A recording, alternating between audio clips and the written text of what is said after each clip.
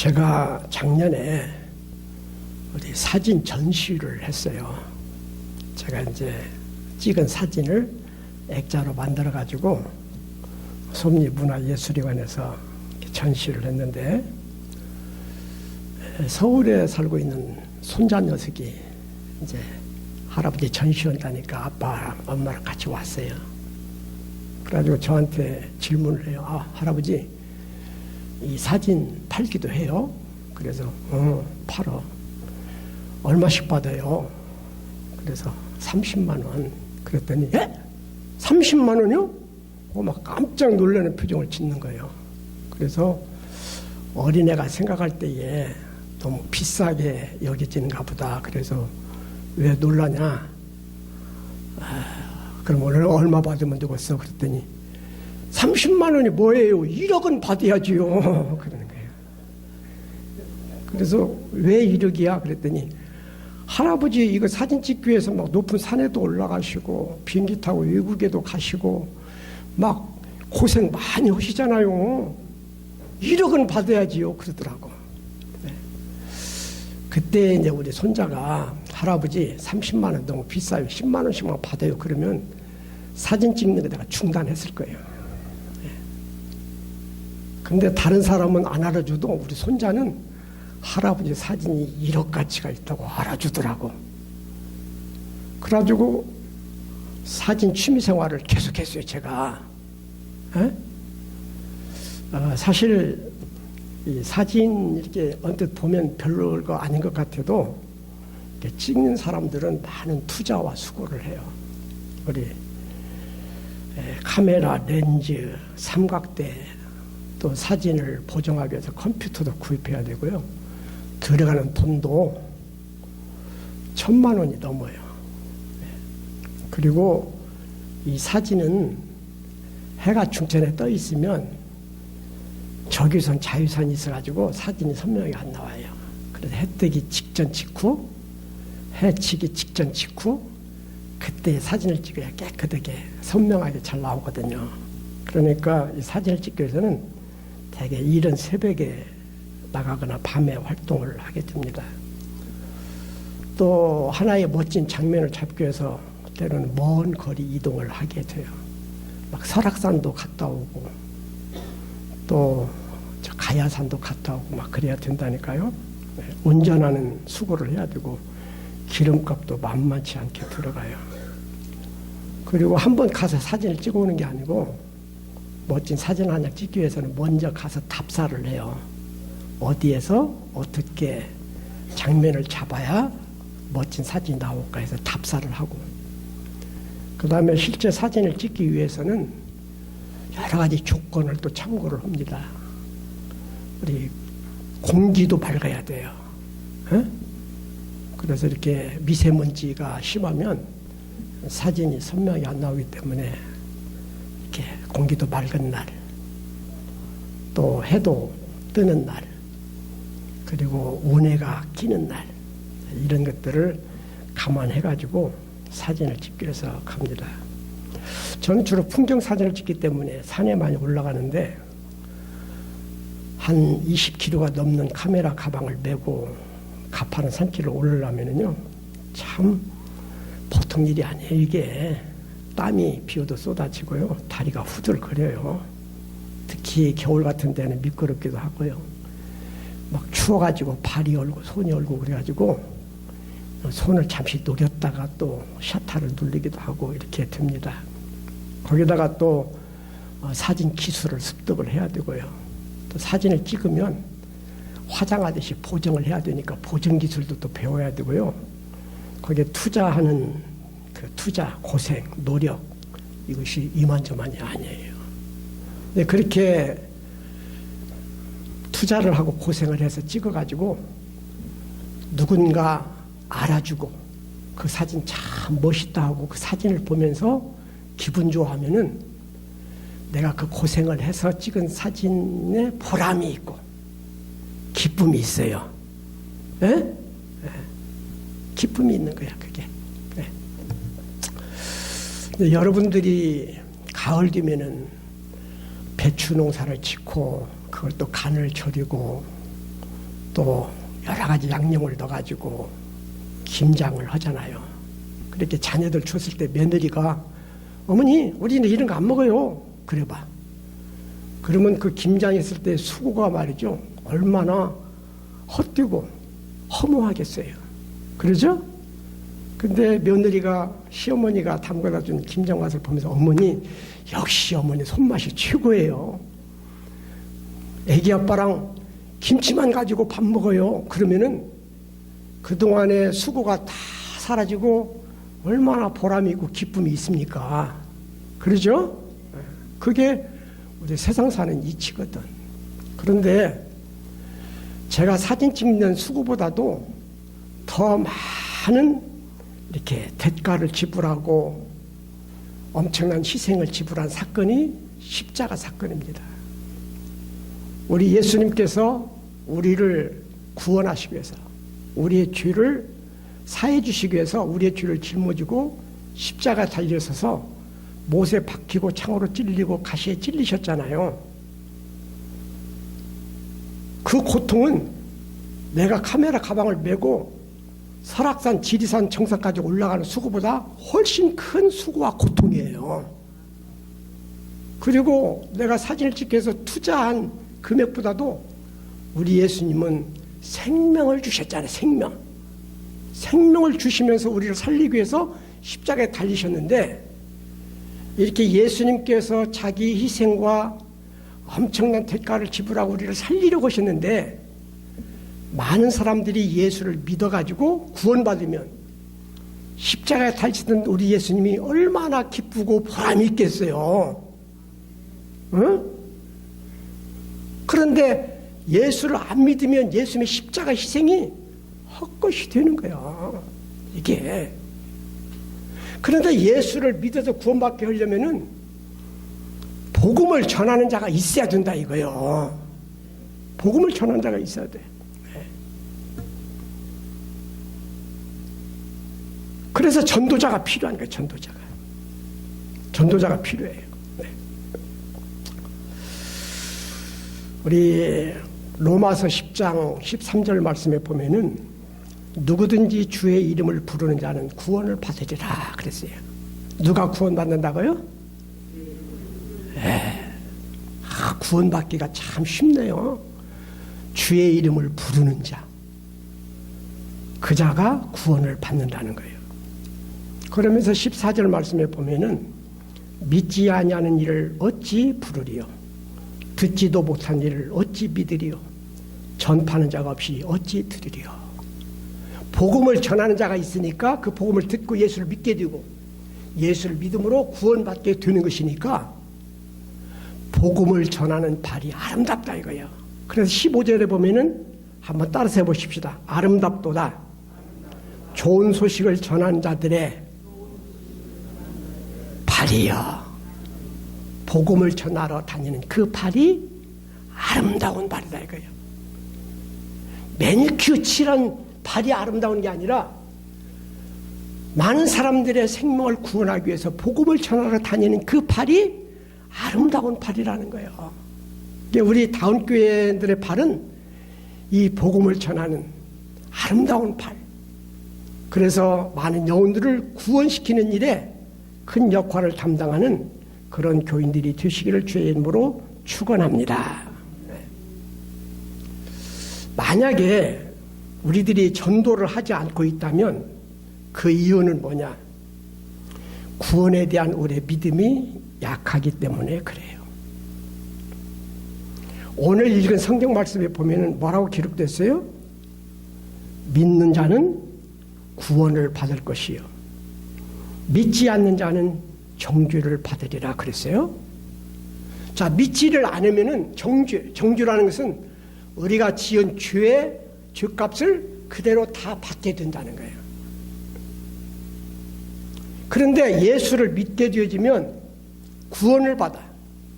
이 말이 무슨 말이냐면 예수를 믿으면 예수님이 우리의 죄를 짊어지고 십자가에서 내 죄의 형벌을 대신 받으셨는데 그래서 거기서 보혈의 피를 흘려주시는데 그 보혈의 피가 우리의 죄를 씻는 세정제가 되는 거예요.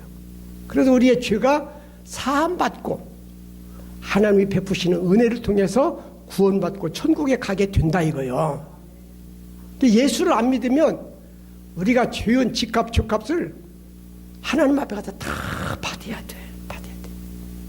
그러면 죄의 값은 사망이라고 그랬으니까 믿지 않는 사람은 정죄를 받아서 어디에 가겠어요? 지옥에 가게 되는 거예요. 지옥에. 그런데 우리 성경에는 지옥에 대해서 우리에게 사실을 알려주고 있어요. 마태복음 9장 43절 말씀 이하에 보면 예수님께서 이런 말씀을 하세요. 만일 네 손이 범죄하거든 잘라내버리라. 한 손 불구자로 천국에 가는 것이 두 손 가지고 지옥에 가는 것보다 나으니라. 만약에 네 발이 너로 범죄케 하거든 잘라버리라. 한 발로 천국에 가는 것이 두 발로 지옥에 가는 것보다 나으니라. 만약에 네 눈이 범죄하거든 빼버리라는 거예요. 두 눈 가지고 지옥에 가는 것보다도 한 눈 가지고 천국에 가는 것이 낫다는 거예요. 그만큼 지옥에 가는 일이 끔찍한 일이다 이거예요. 끔찍한 일이에요. 그러면서 48절 말씀에 보면은 거기는 그 지옥은 구더기도 죽지 않고 불도 꺼지지 아니하느니라. 이게 참 무서운 말씀이에요. 지옥은 불과 유황에 타는 막 연못이라고 요한계시록에 설명이 되어 있는데, 근데 이게 산불처럼 그냥 조금 있다가 꺼지는 불이 아니라 꺼지지 않는 불. 그리고 이 세상에서 우리가 고통스러우면 자살의 길이라도 있지만 지옥은 구더기도 죽지 않으면서 죽을 수도 없는 곳. 영원히 고통받는 곳이 지옥이다 이거예요. 그러니까 우리가 죄짓고 죄값으로 지옥에 가면 이 엄청난 형벌을 받게 되는 거예요. 그런데 그런 사람들을 믿든 말든 내버려 둔다는 것은 말이 안 되잖아요. 말이 안 되잖아요. 만약에 우리가 길을 건너다가 교통사고를 당해가지고 온 몸이 크게 다쳐가지고 막 출혈을 하면서 죽어가는 사람이 있는데 그냥 보고 지나친다면 얼마나 매정한 사람입니까? 에? 다가가서 지혜를 시켜주든지 119에다 연락을 해주든지 아니면 데리고 병원에 간다든지 이렇게 해야 그게 정상적인 모습 아니냐 이거예요. 그러니까 우리가 전도하지 않는 것은 믿으면 구원받고 믿지 않으면 정죄받는다는, 믿지 않으면 지옥 간다는 것을 우리가 아직도 실감을 못하니까 전도를 안 하지. 믿는 사람은 구원을 받지만 믿지 않는 사람은 정죄를 받는 이 사실을 명확하게 알고 믿으면 전도를 안 할 수가 없는 거예요. 전도를 안 할 수가 없는 거예요. 예? 누가복음 16장에 보면은 이런 이야기도 기록되어 있습니다. 어떤 부자가 있었어요. 재벌이야.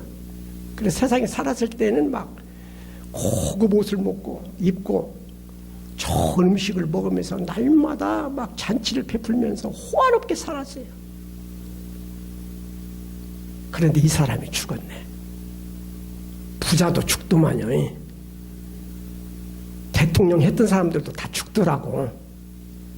에? 다 죽더라. 근데 죽었는데 어디로 갔느냐면은 음부 지옥에 갔네. 지옥에 가가지고 막 불구덩이 속에서 막 너무 고통스러워서 막 몸부림을 쳐요. 근데 눈을 들어서 저 위에 천국을 쳐다보니까 아브라함이 있어. 아브라함에게 이런 요청을 해요. 나를 긍휼히 여기사 품 안에 있는 내 집 앞에서 구걸하던 그 거지 나사로, 거지는 또 세상에서는 빌어먹고 살았지만 죽어서는 또 천국 갔네.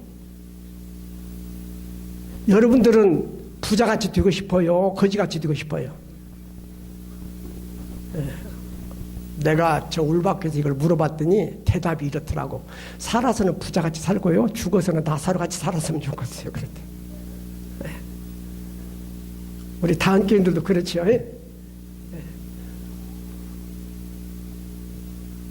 나사로는 아브라함의 품 안에 안겨 있는 거예요. 그러니까 이 부자가 아브라함을 향해서 나를 긍휼히 여기사 나사로를 보내어 손가락 끝에 물을 찍어 내 혀를 서늘하게 하소서. 내가 이 불꽃 가운데서 괴로워하나이다. 그러니까 아브라함이 야, 안 돼. 거기서 여기로 올 수도 없지만 여기서 거기도 갈 수도 없어. 이제 죽은 다음에는 지옥과 천국 딱 구분이 돼가지고 지옥은 지옥, 천국은 천국이야. 그런 거예요. 그러니까 이 부자가 또 한 가지 청을 해요. 구하노니 그 나사로를 저 세상 내 아버지 집에 보내어 주소서. 거기 내 형제 5이 있으니 그들에게 증언하여 회개해서 그들로 이 고통받는 곳에 오지 않게 해 주십시오. 그래요. 저 나사로 보내서 세상에 있는데 형제들에게 제발 지옥에 오지 말라고 좀 당부 좀 하게 해 주십시오. 이게 지옥에 간 부자의 부르짖음이고 소원이라니까요. 소원. 아브라함의 대답은 뭐요? 야, 나사로가 아니더라도 세상에는 목사님들, 장님들, 권사님들이 있어가지고 예수 믿으라고 다 권해. 아이고, 그 사람 말은 안 들어도 죽었던 나사로가 살아서 얘기하면 들을 거다니까. 아니야. 목사님 말, 전도 오는 사람들 말 안 들으면 죽었다가 살아난 사람 얘기도 안 들어. 그리고 이야기는 끝나요. 여러분, 나중에 지옥에 가 있는데 가족들 보고 안타깝게 막 통곡하지 마시고 살아 생전에 전도해서 예수 앞으로 인도해서 구원받게 해주세요. 이것이 우리의 사명이에요. 사명. 그러면서 오늘 본문 말씀에 보면은 온 천하에 다니면서 만민에게 복음을 전파하라 그랬어요. 우리 마태복음에 보면은 예수님께서 제자들에게 승천하시기 직전에 너희는 예루살렘과 유다와 사마리아와 땅끝까지 이르러 내 증인이 되라 이렇게 말씀을 하십니다. 예루살렘은 내가 사는 지역이에요. 유다는 내가 사는 나라, 사마리아는 이웃나라, 땅끝은 온 세상 복음을 전하라 이거예요. 네. 근데 우리들의 땅끝까지 가서 복음을 전하지 못하면 이런 말이 있어요. 따라서 봐요. 가라. 가지 못하면 보내라. 네. 우리들이 땅끝까지 가서 복음을 전하면 좋지만 갈 형편이 못 되면 보내기라도 하라는 거예요. 저는 우리 다운교회가 부유한 교회가 아니지만 그래도 단돈 5만 원이라도 다운교회 이름으로 저 해외에 나가서 복음을 전하는 선교사들을 후원했으면 참 좋겠다. 그런 소원이 있어요. 많은 돈이 아니더라도. 에? 그래도 우리도 선교에 동참하는 교회. 동참하는 교회가 됐으면 좋겠다. 이 목사님 생각이 참 옳은 생각이다 생각되시면 아멘 한번 해보세요. 아멘을 반절밖에 안 하시네. 옳다고 생각하시면 아멘. 네, 그래. 그래서 내 지역도 내 이웃에게도 복음 전한 일에 힘써야 돼요. 그러면서 주님께서 하신 말씀 중에 또 하나는 만민에게 복음을 전파하라 그랬어요. 누구에게 복음을 전하라고요? 만민에게. 그런데 우리가 이렇게 사람을 보면은 잘 믿을 것 같이 보이는 사람이 있고 잘 안 믿을 것 같이 보이는 사람이 있어. 그러죠? 그런데 우리의 판단을 믿으면 안 돼요. 우리가 생각할 때는 꼭 믿을 것 같은데 죽을 때까지 안 믿을 사람도 있고요. 저 사람은 절대 안 믿을 것 같은데 믿을 사람도 있어요. 하나님이 택한 백성이 반드시 있다니까요. 믿으시면 아멘. 저는 어렸던 시절에 아버님이 저희들 교회 다니는 걸 참 싫어했어요. 우리 아버님은 유교 사상이 아주 투철했어요. 그래서 제사 드리고 시제 드리는 건 지성으로 하시던 분이야. 우리 아버님이 교회를 싫어했는데 이유가 뭐냐면 교회 가면 남녀끼리 히드덕거린다고. 그 사람 베린다고 그렇게 잘못 생각을 하신 거예요. 제일로 교회를 싫어했던 이유는 저 교회 다니는 것들은 부모 조상을 몰라본다고, 제사 안 드린다고. 그걸 아주 싫어하셨어요. 그리고 주일날 돼가지고 아버지가 논에 가서 일하면 형님하고 나하고 가서 일을 도와줘야 되는데 교회 가버리니까 우리 아버님이 혼자 일을 하니까 짜증이 나는 거예요. 그래 교회 다니는 걸 싫어하셨어요. 그날 우리 아버지가 유교 사상이 너무 깊고 교회를 그렇게 싫었기 때문에 우리 아버지는 교회 안 다니실 줄로 알았어요. 그래도 하나님께 기도는 했지. 아버지한테 교회 다니세요, 교회 나가게 해요, 이런 말은 못했어도 하나님 우리 아버지도 예수님 영접해서 구원받게 해주세요. 그 어렸던 심정에도 하나님께 기도는 열심히 했어요. 그러다가 제가 대학교 입학하는 해에 어머님이 돌아가셨네. 근데 어머님 돌아가시고 나니까 우리 아버지가 성격이 내성적인 성격이신데 우울하니 막 낙이 없어요. 막. 보기에 측은해. 그래서 형님하고 저하고 상의를 해가지고 새어머님을 모셔드렸어요. 효자지요. 에? 근데 새어머님이 멋있는 분이 들어왔네. 얼굴도 이쁘고요. 품위가 있어요. 예수병원에서 간호사 생활을 하시던 분이에요. 배움도 있고요. 아버님이 장로님이신다가 애국지사예요. 그리고 그 묘소가 지금 대전 현충원에 있거든요. 믿음도 좋아. 우리 아버지하고는 수준이 안 맞아. 내가 볼 때 너무 멋진 새어머님이 우리 집에 오셨어요. 근데 새어머님 모시고 난 다음에 그 다음날 주일날 따라가더라고 아버지가. 그래서 내가 속으로는 아이고 우리 교회 그렇게 못된 것이더니만은 마누라 따라서는 저렇게 그냥 즉시 나가시는가 해서 속으로 좀 유감스러운 마음이 있더라고. 내가 아버지한테 한마디 했지. 아버지 이렇게 교회 나가시려면서 왜 우리는 그렇게 교회를 못 나가게 하시오? 그랬더니 우리 아버지가 하시는 말씀이 야 너희들이 나보고 교회 나오자가 한마디나 해봤냐? 그러더라고요. 그 이야기를 듣는 순간에 제가 막 몽둥이로 맞은 것처럼 머리가 멍하더라고요. 사실은 나는 우리 아버지는 예수 안 믿을 것으로 전제를 하고 교회 가자고 한마디도 해본 적이 없어. 그런데 우리 아버지는 속으로는 그것이 섭섭했는가 봐요. 너희들이 나보고 교회 가자고 한 번이나 해봤냐고 그러는데 할 말이 없더라고요. 여러분 우리가 판단해가지고 저 사람은 절대 안 믿을 사람에 단지 포기하지 마시고 만민은 구별 없이 누구에게든지 복음을 전하라고 했으니까 그냥 누구에게든지 복음을 전해야 돼요. 믿으시면 아멘 하십시다.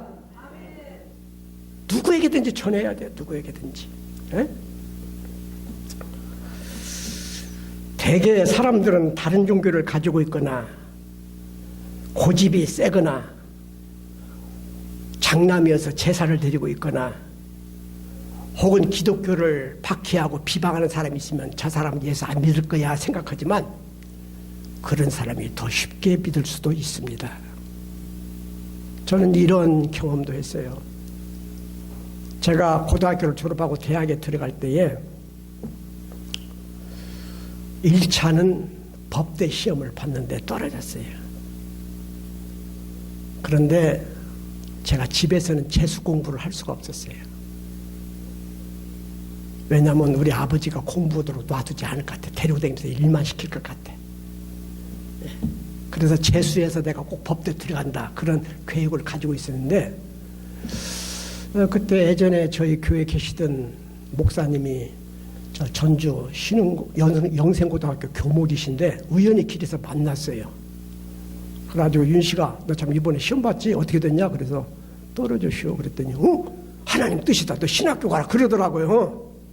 그래서 머릿속에 신학교 가서 재수 공부하면 되겠다. 그래가지고 신학교 가서 원서를 사가지고 학교 교무실에 원서를 쓰러 갔어요. 그랬더니 선생님들이 이렇게 교무실에 난로가에 앉아 계시다가 야 윤씨가 너 어느 대학 가냐? 그래서 신학교 가려고요. 그랬더니 얼마 네 실력이 왜 신학교 가냐? 다들 무시하는 쪽으로 그렇게 얘기를 해요. 그래서 아이 그렇게 됐어요. 그래서는 원서를 써가지고 나오려고 그러는데 체육 선생님이 윤식군 이리 와봐 부르더라고요. 한쪽으로 데리고 가더니만은 이런 말씀을 해주시는 거예요. 나는 안수 집사인데 내가 고등학교 다닐 때에 교회를 안 다녔대요. 근데 옆에 짝꿍이 독실한 기독교 신자였대요. 근데 자기는 그 교회 다니는 친구를 많이 희롱을 했대요. 밥 먹으려고 기도하면 도시락을 숨겨놓기도 하고, 교회당에 갔더니 보리개 떡져놓고 방구 찬송 오더라 이렇게 하면서 막 비아냥거리면서 막 조롱을 했대요.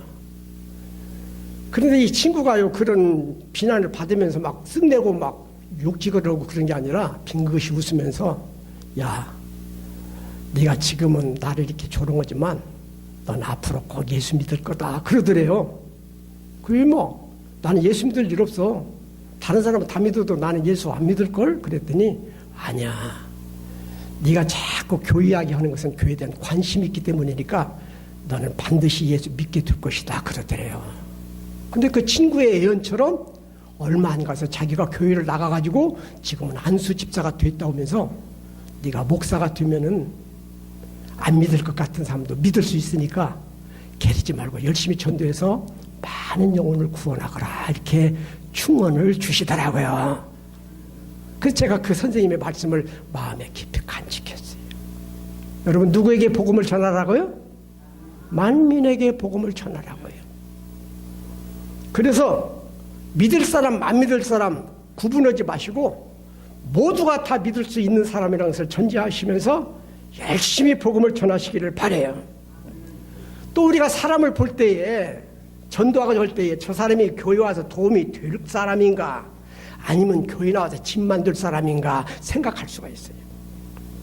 예를 들어서 가난하다든지 어떤 장애를 지니고 있다든지 언행이 거칠다든지 이러면은 아이고 저건 교회 나와도 별 도움이 안 될 텐데 이렇게 해서 제낄 수가 있는데 그것은 신앙인의 마음이 아닙니다. 우리가 전도를 하는 것은 교회에 사람을 채우고 교회를 부흥시키고 교회를 더 확장하려고 전도하는 것이 아니라 천하보다 귀한 생명을 구원하기 위해서 전도를 하는 거예요. 그러니까 교회 와서 도움이 안 되고 교회에 집 만들 것 같이 여겨지는 사람도 전도해서 하나님 전에 나와 구원받게 해야 된다니까요. 믿으시면 아멘. 예. 우리는 교회수 늘리려고 전도하는 게 아니에요. 영혼을 구원하기 위해서 한 생명이라도 지옥에 가지 않고 구원받아서 천국 가게 하려고 전도를 하는 것이니까 교회에 부담이 돼도 괜찮아요. 다만 제 입장에서는 이런 경우는 좀 곤란하더라고. 본인의 어떤 핸디캡이 있는 건 다 감싸 안고 수용할 수가 있는데 남에게 피해를 주는 사람이 있어. 응? 하고 남의 마음에 상처를 준다든지 또 교인들 대상으로 돈 꺼다가 그냥 안 갚고서는 그냥 맨날 띠먹는 그런 교인들이 있어가지고 그 사람으로 인해서 사람이 실족하게 되어지고 상처받아서 교회에서 떠나고 그런 일들이 있으면 이런 사람은 어떻게 되나 내가 고민이요. 그런 사람은 쳐내야 되겠어요. 그런 사람도 품어야 되겠어요. 에? 품어야 돼요? 역시 우리 다운 교인들은 천사요. 그런 사람도 언젠가는 하나님께서 변화시켜서 좋은 신앙이 되어지고 하나님께서 귀있을 그릇이 될 것임을 믿고 소망을 가지면서 모든 일을 사랑으로 감싸면서 우리는 한 영혼 구원하기 위해서 우리 최선을 다해야 될 줄로 믿습니다.